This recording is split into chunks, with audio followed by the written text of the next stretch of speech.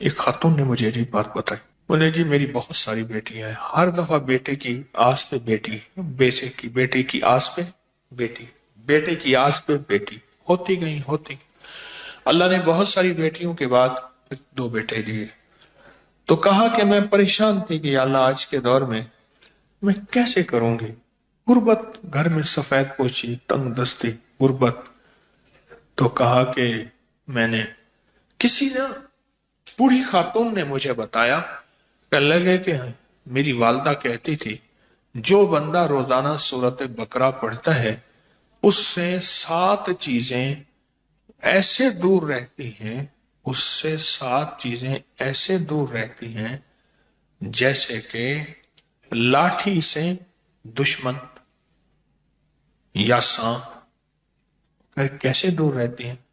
कहा उस घर में जादू नहीं होगा, 1, झगड़े नहीं होंगे, 2, बच्चियों के रिश्ते बगैर जहेज के होंगे, 3, और घर में बीमारियां नहीं होंगे, 4, और अगर घर में कहा किसी ने फैसला कर लिया कि इसके घर में मैंने काला सिफली अमल करना है तो कहा वो टूट जाएगा और नहीं होगा, 5, और कहा जिस घर में बेटे ना हो बेटे होंगे, दौलत ना हो दौलत होगी, 7 बताते थे।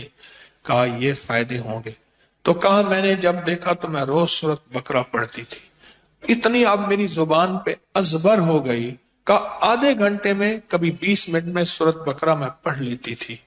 कहा कि कुदरत का निजाम है, यूं बेटी की उम्र शादी की हुई, यूं रिश्ते आना शुरू हुए कि बाजी हमें जहेज नहीं चाहिए, कुछ नहीं चाहिए, कुछ नहीं चाहिए। और कहा बेटियां ऐसी, उसने मुझे ऐसे हथेली करके कहा, कह रहे हथेली पे जैसे फूल रखते हैं ऐसे फूलों की तरह बेटी अपने घरों को जाती गई। सूरत बकरा पढ़ती गई, मैं रोज सूरत बकरा पढ़ती गई।